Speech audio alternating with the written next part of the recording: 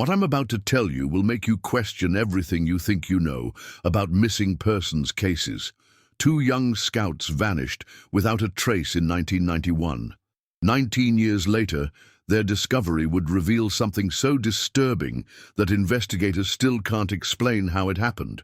This isn't just another disappearance story. This is about two boys who walked into the wilderness and somehow ended up where physics says they couldn't be. Stay with me, because the truth is more twisted than any fiction. Before we dive in, hit that subscribe button and ring the bell. Trust me, you'll want to be notified when I release my follow-up investigation on this case. My name is Detective Sarah Chen, and I've spent the last 15 years investigating cold cases that most people have forgotten. I've seen things that would make your blood run cold, solved mysteries that seemed impossible, and witnessed the darkest corners of human nature. But there's one case that haunts me every single night, one that defies every logical explanation I've ever encountered. It started on a crisp October morning in 1991, when two bright-eyed scouts from Denver packed their backpacks for what should have been a routine camping trip in the Rocky Mountains. Their names were Marcus Webb, 14, and Daniel Santos, 13. Both were experienced hikers despite their young age, the kind of kids who spent every weekend exploring Colorado trails with their families. Marcus had earned his wilderness survival badge just 3 months earlier, demonstrating skills that impressed even veteran scout leaders.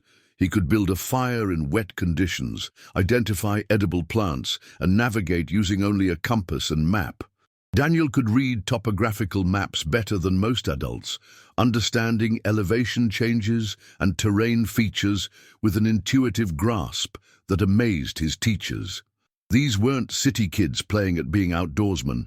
They were genuinely prepared, genuinely experienced, genuinely confident in the wilderness that would soon swallow them without a trace. Their scout leader, Tom Richardson, had planned a 3-day expedition to a remote area near Mount Evans, about 60 miles southwest of Denver. Richardson was 42 years old, a mechanical engineer who had been leading scout trips for over a decade. He was meticulous in his planning, obsessive about safety protocols, and had never lost so much as a day pack on any of his expeditions. The weather forecast looked perfect for their October adventure. Clear skies, temperatures in the mid-50s during the day, dropping to the 30s at night. Nothing that two well-prepared scouts couldn't handle with proper gear and adult supervision. Richardson had made this same trip 17 times over the past decade with different groups of scouts.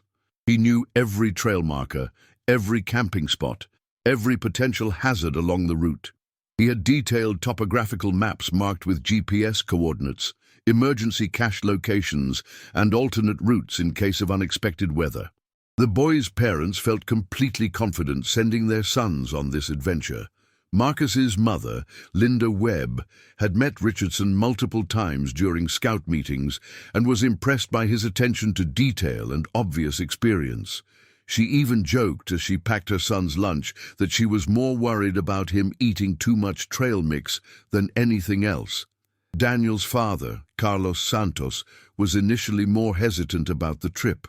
As a recent immigrant from Mexico, he wasn't familiar with American scouting traditions and worried about sending his youngest son into the mountains with people he barely knew.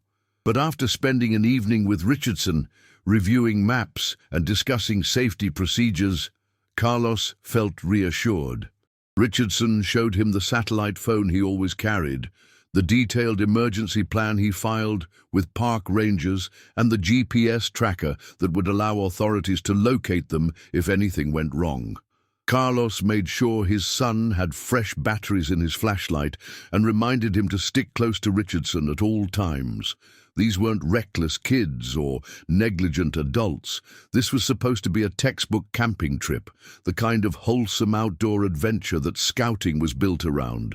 Richardson's plan was simple and methodical, refined through years of experience. They would drive to the trailhead Friday afternoon, hike in and set up camp near Abyss Lake, spend Saturday exploring the surrounding ridges and valleys, then hike out Sunday morning in time for the boys to be home for dinner.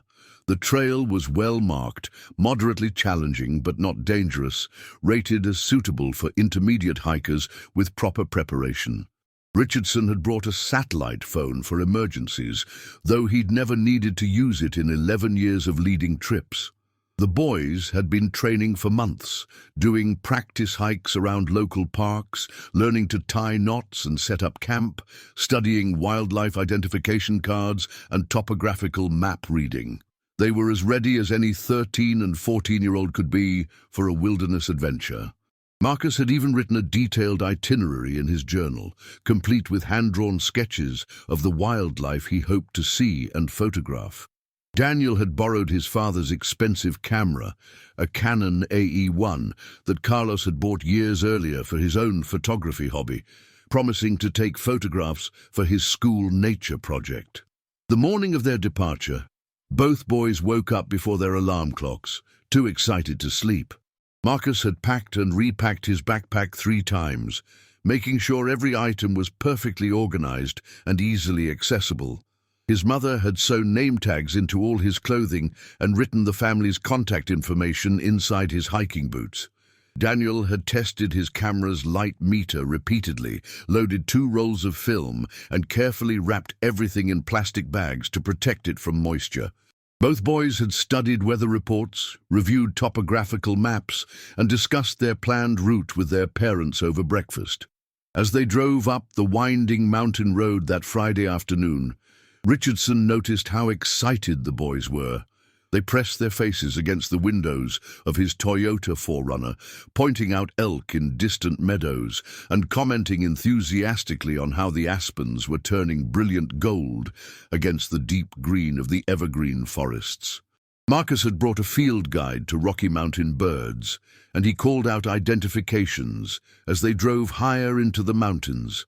Daniel was already snapping pictures of the changing landscape, carefully metering each shot and advancing the film with practiced precision.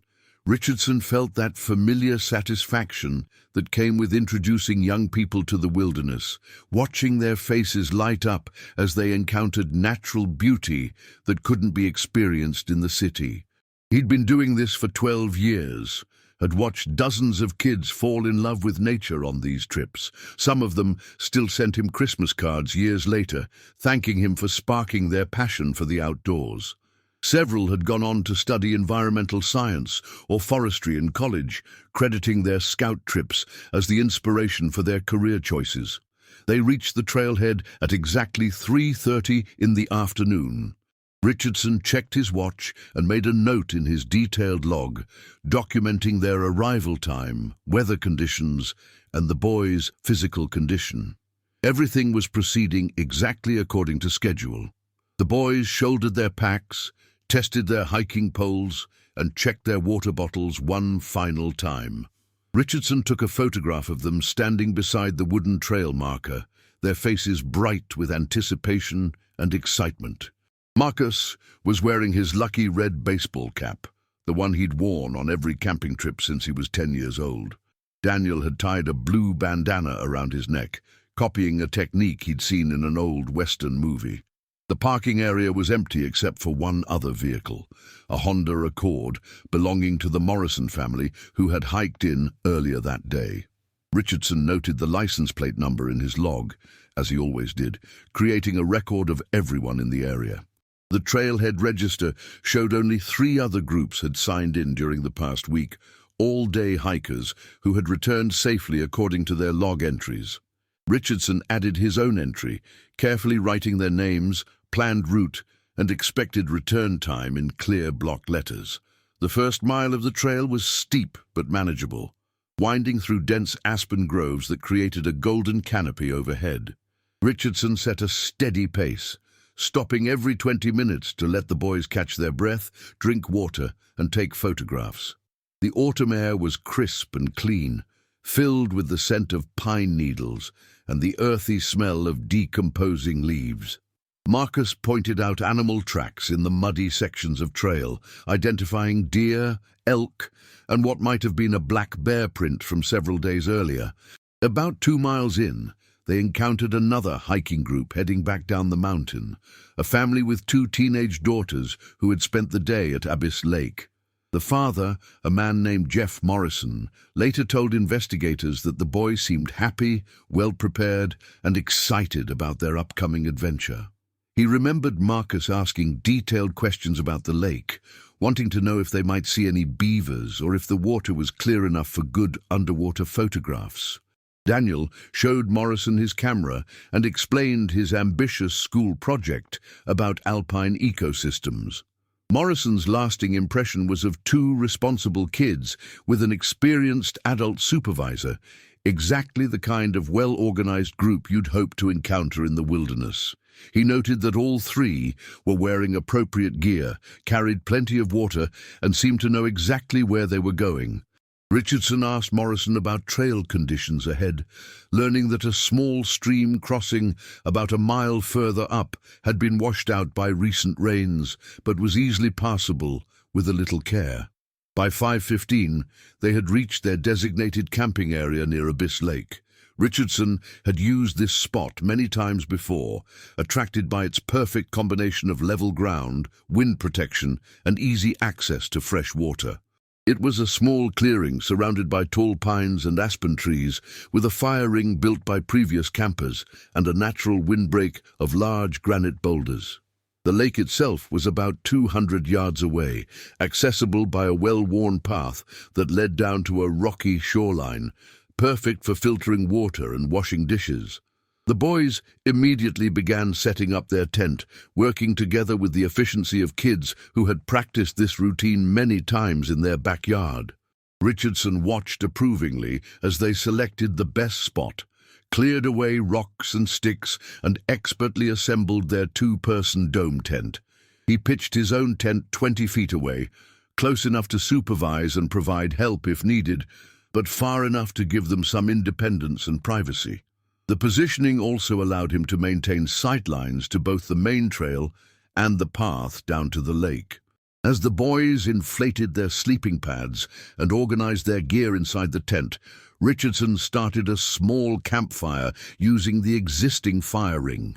He had brought his own firewood, following leave-no-trace principles that prohibited collecting wood in this protected area. The fire caught quickly in the dry mountain air, providing both warmth and a cheerful focal point for their evening activities. The temperature was already beginning to drop as the sun disappeared behind the western peaks, but everyone was comfortable and well prepared for the changing conditions. They cooked dinner over the fire, sharing stories and planning the next day's activities with the enthusiasm of experienced campers. Richardson had brought a detailed topographical map of the area, and they spread it out on a flat rock, using their headlamps and flashlights to trace possible hiking routes. Marcus wanted to explore the ridge to the north, where Richardson had spotted a herd of mountain goats the previous year. Daniel was more interested in the south side of the lake, where he'd heard there were interesting rock formations and possibly some of the old mining equipment left behind from the 1940s gold rush. They compromised after much discussion, deciding to circle the entire lake in the morning to scout both areas, then choose one direction for a longer afternoon hike based on what looked most promising. Richardson felt confident about both options. These were well-traveled areas with clear trails and no significant hazards, suitable for intermediate hikers with proper supervision. He'd led groups to both locations multiple times without incident. The evening passed peacefully, filled with the comfortable routines of experienced campers. They played a few rounds of 20 questions, with Richardson sharing some of his favorite camping stories from previous trips. The boys took turns identifying constellations in the crystal-clear mountain sky, using a small astronomy book that Marcus had brought along. Daniel tried to photograph the stars using his camera's night mode, though the results would likely be disappointing without a tripod and specialized techniques. Around 9 o'clock, as the fire burned down to glowing coals, Richardson began the evening safety routine he followed on every trip. He banked the fire carefully, ensuring it was completely extinguished, and reminded the boys about the established latrine area they had designated earlier. He made sure they had their flashlights within easy reach inside the tent and reminded them that his tent was just a few yards away if they needed anything during the night. He also reviewed their emergency procedures one final time, though both boys could recite the protocols from memory. Richardson checked his satellite phone to confirm it had a strong signal and enough battery power, then secured it in his pack along with his GPS unit and emergency medical kit. The night was clear and calm, with no indication of weather changes that might complicate their plans. According to his altimeter, they were camping at exactly 9,847 feet above sea level, well within the comfort zone for both boys who were accustomed to Denver's mile-high elevation. The boys zipped themselves into their sleeping bags around 10 o'clock, still chattering quietly about the day's adventures and tomorrow's planned exploration. Richardson could hear their voices from his tent, discussing the wildlife they hoped to see and debating the best camera angles for Daniel's school project. Gradually, their conversation faded as exhaustion from the day's hike overcame their excitement. By 10:30, the campsite was quiet, except for the gentle sounds of night creatures and the distant lapping of small waves against the lake shore. Richardson woke up at 6:30 the next morning, as was his habit on camping trips. His internal clock had been calibrated by years of outdoor experience, and he rarely needed an alarm in the wilderness. The sun was just beginning to touch the peaks across the lake, painting the water a brilliant orange gold that would have been perfect for Daniel's photography project. He could hear birds calling from the surrounding trees, mostly mountain chickadees and Clark's nutcrackers preparing for another day of foraging. The gentle lapping of small waves against the rocky shore created a peaceful soundtrack that reminded him why he loved leading these trips. It was going to be a perfect day for hiking. The weather was clear and calm, with no wind and unlimited visibility across the surrounding peaks. Richardson started a small fire and put water on to boil for coffee and hot chocolate, beginning the morning routine that would fuel their day's adventures. Usually, the sound of him moving around camp was enough to wake the boys, who were typically eager to start exploring as soon as there was enough light to see the trail safely. But their tent remained silent, showing no signs of movement or activity. Richardson assumed they were sleeping in, tired from the previous day's hike and excited about the adventure ahead. Young teenagers often needed more sleep than adults, especially at high altitude where the body worked harder to process oxygen. He decided to let them rest for another few minutes while he prepared breakfast and organized his own gear for the day's exploration. By 7:15, Richardson was starting to feel the first flutter of concern. The boys were usually early risers, especially on camping trips when they were eager to start exploring and taking photographs. The sun was now fully visible across the lake, creating the kind of dramatic lighting that Daniel would have been excited to capture on film. Richardson called out their names softly, not wanting to startle them if they were still sleeping, but hoping to encourage them to start getting ready for breakfast. No response came from the tent. Richardson listened carefully, expecting to hear at least some rustling of sleeping bags or quiet conversation between the boys. Complete silence. No sounds of movement, no whispered discussions about the day's plans, no indication that anyone was awake inside the tent. The silence felt wrong somehow, heavy with implications that Richardson didn't want to consider. He called their names again, louder this time, using the cheerful tone he always employed to wake up sleepy campers. Still nothing. The silence seemed to echo off the surrounding peaks, emphasizing how alone he suddenly felt in the vast wilderness. Richardson felt his heart rate begin to increase, though he tried to rationalize away his growing worry. Maybe the boys were deeper sleepers than he'd realized. Maybe they were awake, but playing some kind of prank, though that would be completely out of character for both of them. Maybe they had gotten up early and gone down to the lake to watch the sunrise, though they had strict instructions never to leave camp without permission. Richardson walked closer to their tent, his footsteps crunching on the frost-covered pine needles. He called their names once more, then listened intently for any response. The tent remained completely silent, no rustling of fabric, no sleepy replies, no indication that anyone was inside. With growing alarm, Richardson realized that something was definitely wrong. These were responsible kids who followed rules and respected authority. They wouldn't ignore him or hide from him, especially not when they were excited about the day's planned activities. Richardson unzipped the tent fly and looked inside, expecting to see 2 sleeping bags with heads poking out, ready to greet him with sleepy smiles and requests for hot chocolate. Instead, he found himself staring into an empty tent. Both sleeping bags were unzipped and thrown back, as if the boys had gotten up quickly during the night. Their backpacks were still there, neatly organized exactly as they had left them the night before. Extra clothes, toiletries, snacks, and Daniel's precious camera were all accounted for, carefully arranged inside the tent. Marcus's astronomy book lay open beside his sleeping bag, the pages fluttering in the morning breeze that entered through the open tent fly. His lucky red baseball cap hung from a small loop sewn into the tent ceiling, where he always put it to keep it safe while sleeping.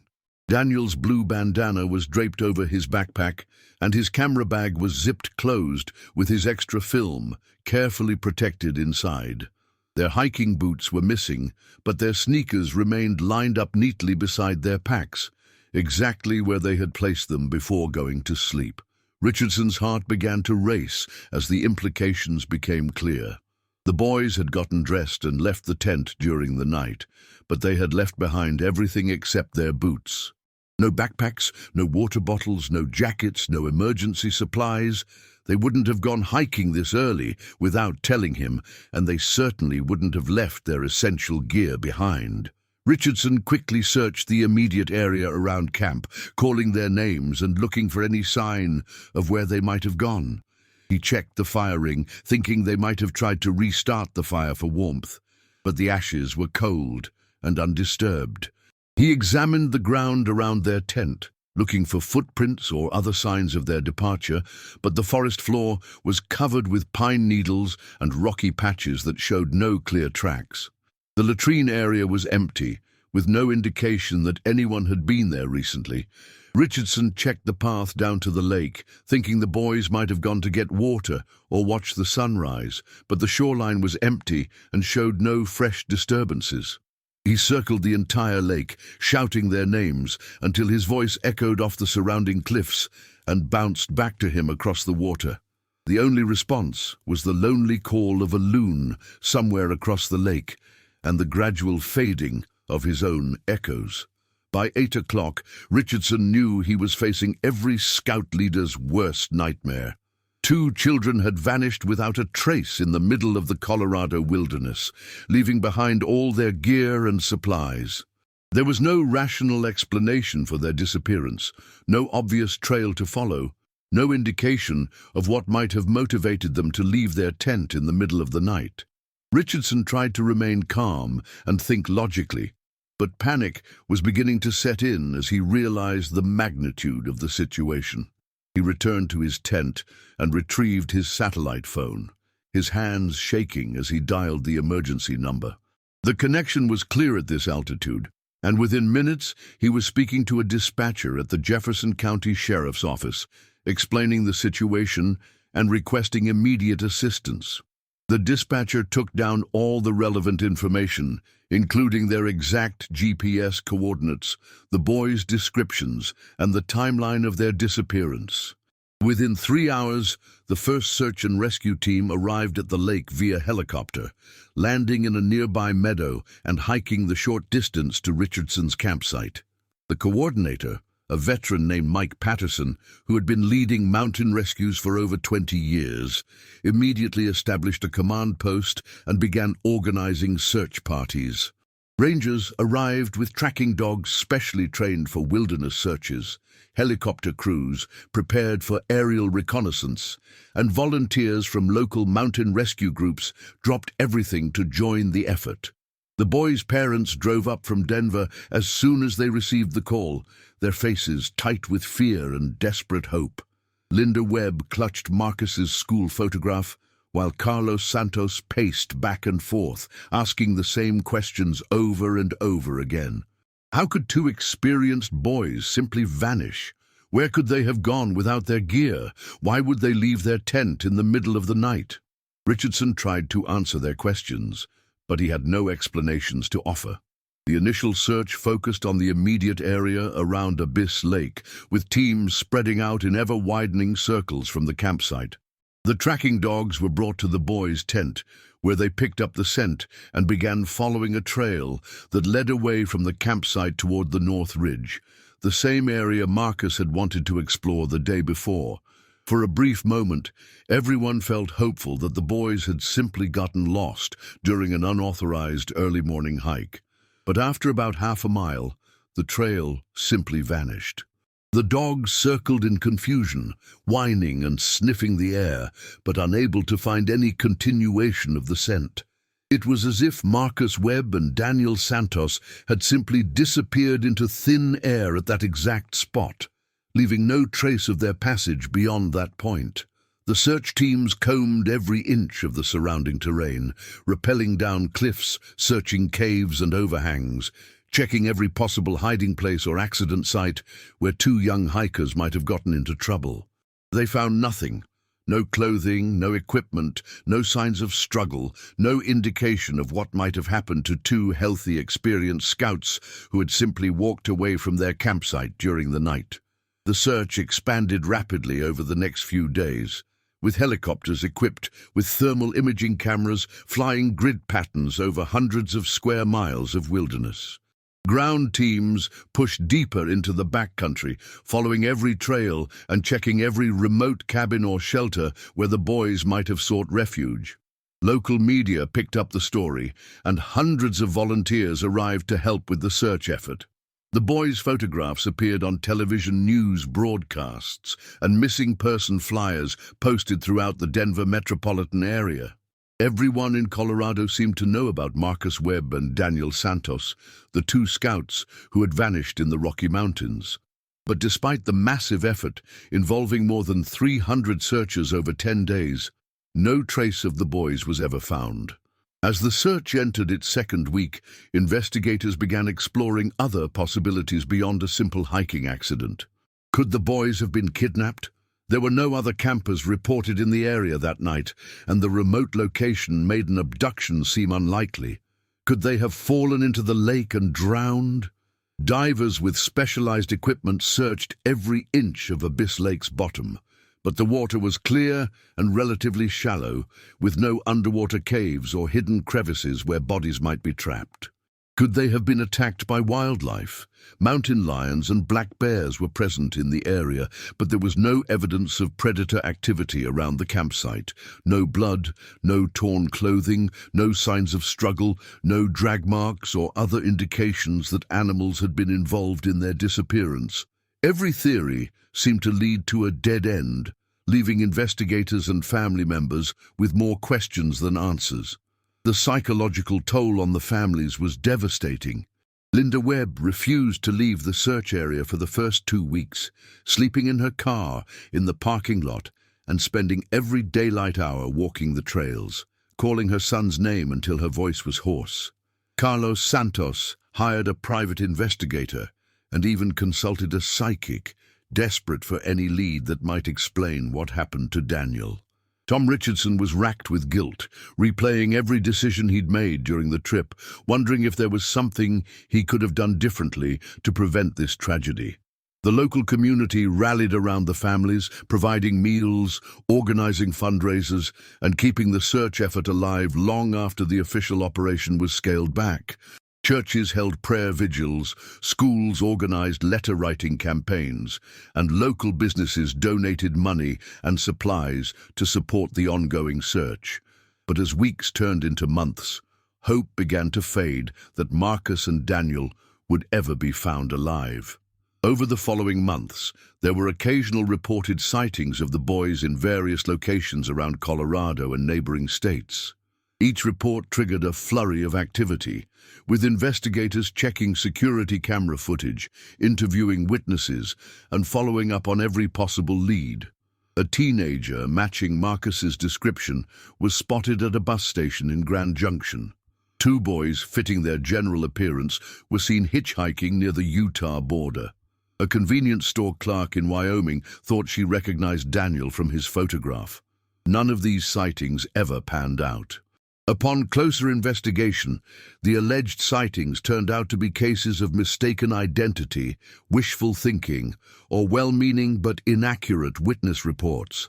The boys seemed to have vanished as completely as if they had never existed at all, leaving behind only their gear, their photographs, and the haunting questions that would plague their families and investigators for years to come. As 1991 turned into 1992, then 1993, the case gradually faded from public attention. The families never stopped hoping, never stopped searching, but the daily news cycle moved on to other tragedies and mysteries. Richardson eventually stopped leading scout trips, unable to return to the wilderness that had taken two children under his care. The campsite near Abyss Lake became a makeshift memorial, with hikers leaving flowers and handwritten notes for the missing boys. But as the years passed, even these tributes became less frequent as new generations of hikers replaced the old. By the mid-1990s, the Marcus Webb and Daniel Santos case had become another cold file in the Colorado Bureau of Investigation's Missing Persons database. Detective Ray Morrison, Jeff Morrison's older brother and a 20-year veteran of the CBI, was assigned to review the case periodically for any new developments. Every 6 months, Morrison would pull out the thick folder of witness statements, search reports, and investigative notes, reading through everything once again and looking for some detail that previous investigators might have overlooked. Morrison had worked hundreds of missing person cases during his career, but there was something uniquely disturbing about this one. The complete absence of any physical evidence, any trail, any explanation for what had happened to two experienced young hikers in an area that had been searched more thoroughly than perhaps any wilderness location in Colorado history. He developed his own theories over the years, each one more far-fetched than the last, but none that could explain the complete lack of evidence. The case took an unexpected turn in 2010. 19 years after the boys' disappearance, when a group of geology students from the Colorado School of Mines were conducting a research project in the same area of the Rocky Mountains. They were studying groundwater systems and mineral deposits, part of a graduate-level field study that required them to examine old mining sites and water storage facilities throughout the region. The students had been given permission to access areas that were normally off-limits to the public, including abandoned mining claims and industrial sites from the early 20th century. One of these sites was an old water storage facility that had been abandoned for decades, built sometime in the 1960s to supply water to a small mining operation that had long since been shut down. The concrete tank was about 12 feet deep and 8 feet in diameter, designed to hold thousands of gallons of water for mining operations. It had been dry for years, supposedly sealed and forgotten by everyone except the geology department professors who used it as an example of industrial water management in mountain environments. The tank was located more than 8 miles from the original campsite, where Marcus and Daniel had disappeared, accessible only by an unmarked trail that wound through extremely difficult terrain. It wasn't the kind of place that casual hikers would stumble upon, and it certainly wasn't somewhere that two young scouts would have been able to find during a nighttime hike through unfamiliar wilderness. The concrete structure was hidden in a small valley, surrounded by dense forest, and accessible only to those who knew exactly where to look. When the students climbed down into the tank with their equipment, they discovered that it wasn't completely empty, as they had expected. There was something at the bottom, covered by years of debris, fallen leaves, and sediment that had accumulated over decades of abandonment. The students initially thought they had found animal remains, possibly elk or deer, that had somehow fallen into the tank years earlier and been unable to escape. But as they carefully excavated the debris using proper archaeological techniques, they began to find fabric, synthetic materials that didn't match anything from local wildlife. Pieces of what appeared to be hiking boots, fragments of clothing, and other materials that suggested human remains rather than animal bones. One of the students, a young woman named Jessica Martinez, was the first to realize what they were looking at. She immediately stopped the excavation and called her professor, Dr. Robert Chang, who contacted local authorities without disturbing the site further. Within hours, the remote location was swarming with investigators, coroners, and crime scene technicians who carefully excavated the entire contents of the water tank using forensic procedures. What they found at the bottom of that abandoned concrete tomb would finally provide answers to a 19-year-old mystery, but it would also raise questions that were even more disturbing than the original disappearance. The remains belonged to Marcus Webb and Daniel Santos. Dental records and DNA analysis confirmed their identities beyond any doubt, finally giving their families the closure they had sought for nearly 2 decades. But the condition and location of the bodies created a puzzle that investigators still struggle to explain today. The tank was located more than 8 miles from their original campsite, across extremely difficult terrain that would have been nearly impossible for 2 young hikers to traverse, especially in the dark without proper equipment or navigation aids. The tank had been sealed with a heavy concrete lid that would have required mechanical equipment to move. According to maintenance records, the lid had been in place since the mining operation shut down in 1987, 4 years before the boys disappeared. There was no evidence that it had ever been removed or disturbed, yet somehow Marcus and Daniel had ended up inside the sealed tank. Even more mysteriously, the bodies showed no signs of trauma, no broken bones, no indication of how or why the boys had died. The discovery of the bodies brought closure to the families, but it also opened up a host of new questions that challenged everything investigators thought they knew about the case. How had 2 experienced scouts traveled 8 miles through treacherous mountain terrain without leaving any trace for search teams to follow? How had they ended up in a sealed water tank that local authorities didn't even know existed? Why had search teams with sophisticated equipment and tracking dogs failed to find any sign of them in an area they had covered repeatedly during the initial search? The answers to these questions seemed to defy logic, physics, and everything investigators had learned about missing person cases during their careers. Even today, more than a decade after the discovery, the Marcus Webb and Daniel Santos case remains one of the most baffling, unsolved mysteries in Colorado history. A reminder that there are still secrets hidden in the wilderness that challenge our understanding of reality itself. As I close this file and look at those 2 smiling faces in the photograph from 1991, I can't help but wonder what really happened during those final hours. Were they running from something? Were they trying to reach something? Or were they simply victims of circumstances so bizarre that we may never fully understand them?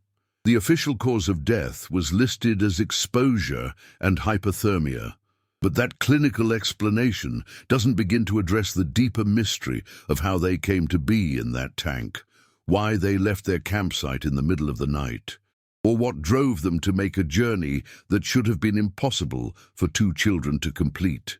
The case has become something of a legend among search and rescue professionals, a cautionary tale that gets whispered around campfires and discussed in hushed tones at training seminars. It's a reminder that the wilderness can hide secrets that challenge our understanding of reality itself, that there are forces and phenomena in the natural world that don't conform to our logical expectations. Some investigators believe there are details about the case that have never been made public, evidence that was too disturbing or inexplicable to release to the families or the media. documents that were classified, witness statements that were sealed, physical evidence that couldn't be explained by conventional science. Others think the boys encountered something or someone in those mountains that night, something that motivated them to attempt a desperate escape that ultimately cost them their lives. Was it another person, perhaps someone living off the grid in the remote wilderness? Was it some kind of natural phenomenon that we don't yet understand? Or was it something even more inexplicable? Something that exists at the edges of human experience and defies our attempts to categorize and explain it. The truth may be buried as deeply as Marcus and Daniel themselves once were, hidden in that concrete tomb 8 miles from where they were last seen alive.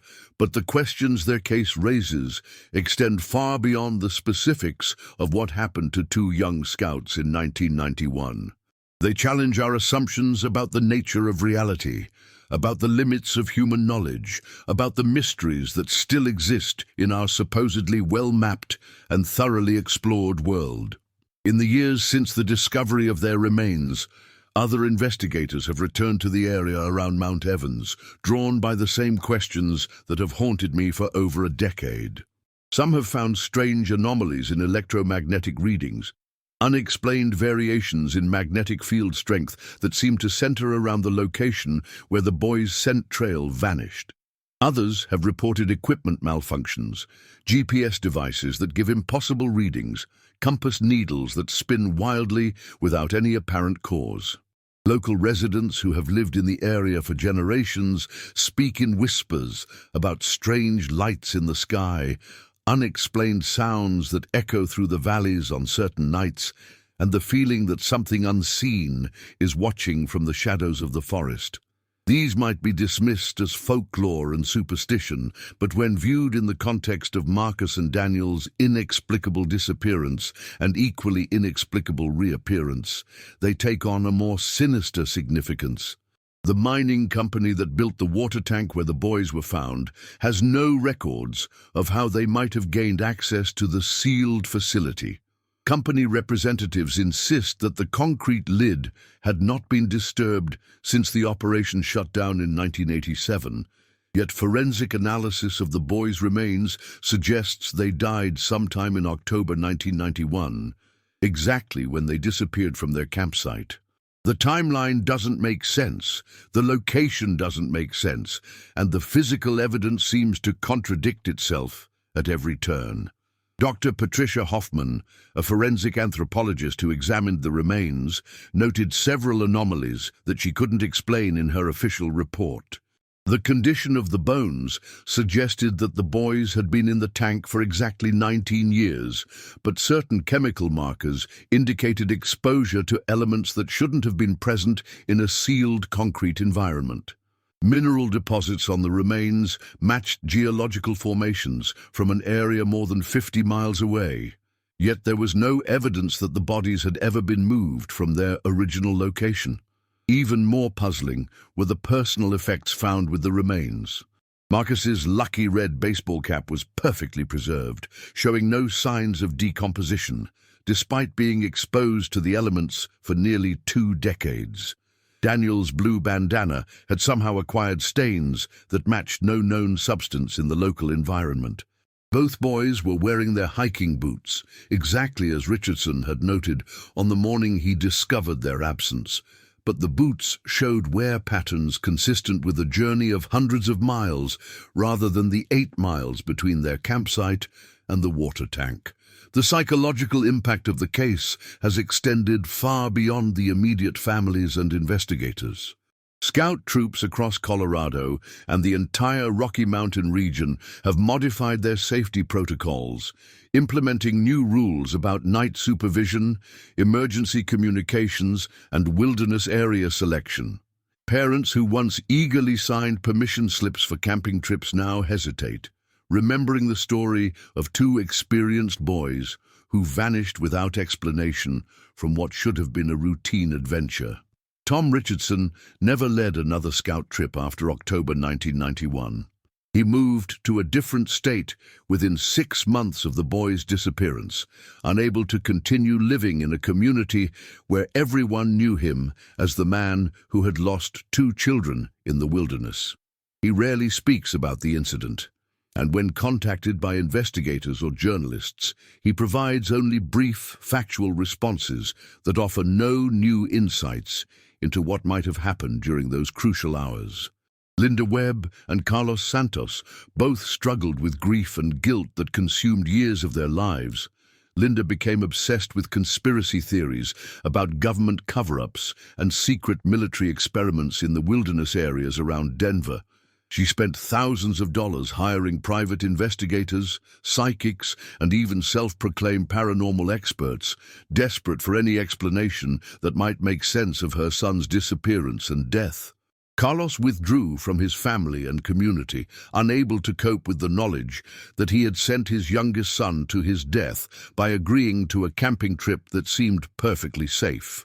The broader implications of the case have influenced academic research into missing person phenomena, particularly in wilderness areas where conventional search and rescue techniques seem inadequate. Dr. Margaret Chen, a criminologist at the University of Colorado who has studied the case extensively, believes it represents a new category of disappearance that doesn't fit existing investigative models. She has documented similar cases across the western United States, incidents where experienced outdoors enthusiasts vanish without trace, only to be discovered in locations that seem physically impossible to reach. These cases share certain characteristics that distinguish them from typical missing person incidents. The victims are usually well prepared and experienced in wilderness survival. They disappear from areas that are subsequently searched thoroughly by professional teams with sophisticated equipment. When remains are eventually discovered, they are found in locations that seem to defy logical explanation, often sealed or inaccessible areas that should have been impossible to enter. Physical evidence often contradicts the timeline of the disappearance, suggesting that conventional understanding of cause and effect may not apply to these cases. Environmental scientists have also taken interest in the Marcus Webb and Daniel Santos case, particularly researchers studying unusual geological and electromagnetic phenomena in mountain regions. Dr. James Patterson from the Colorado School of Mines has documented magnetic anomalies in the area around Mount Evans that seem to correlate with reports of missing persons and unexplained disappearances dating back more than a century.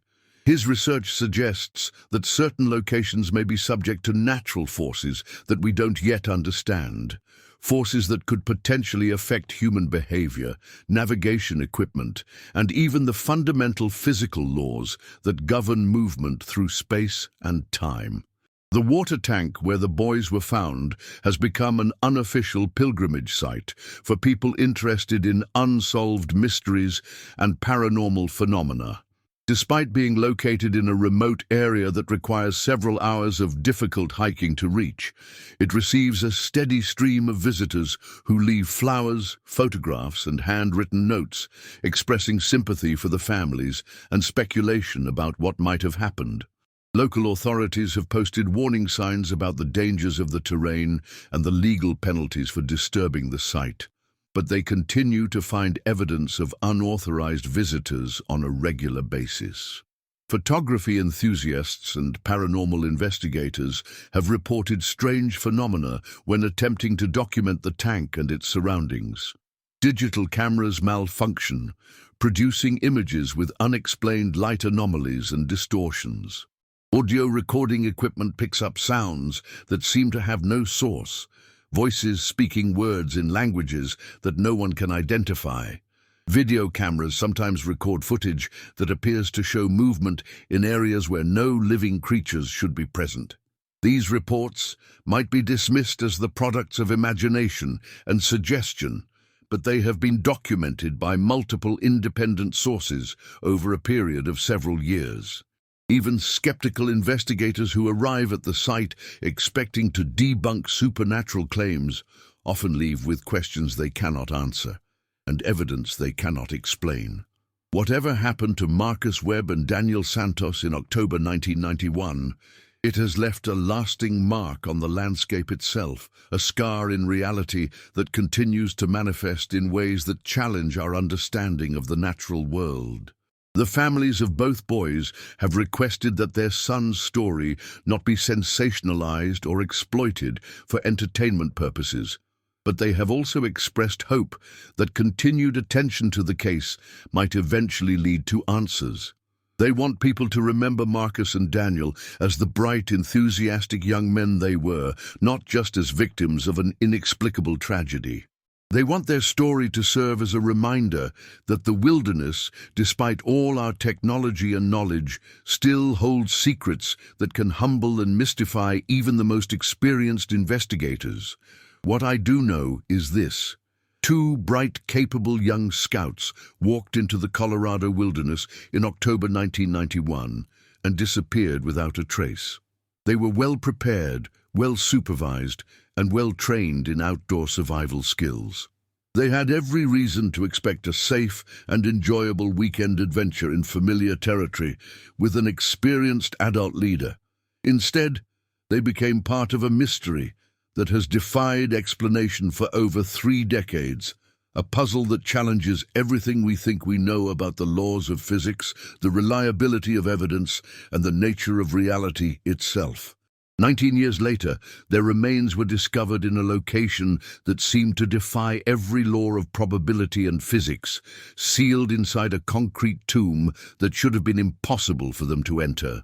The questions raised by their disappearance and discovery continue to haunt everyone involved in the case, from the families who lost their children to the investigators who spent years searching for answers that never came. And somewhere in those Rocky Mountain peaks, among the granite cliffs and alpine meadows where Marcus and Daniel spent their final hours, there may still be evidence waiting to be uncovered, answers waiting to be discovered, secrets waiting to be revealed by someone brave enough or lucky enough to find them.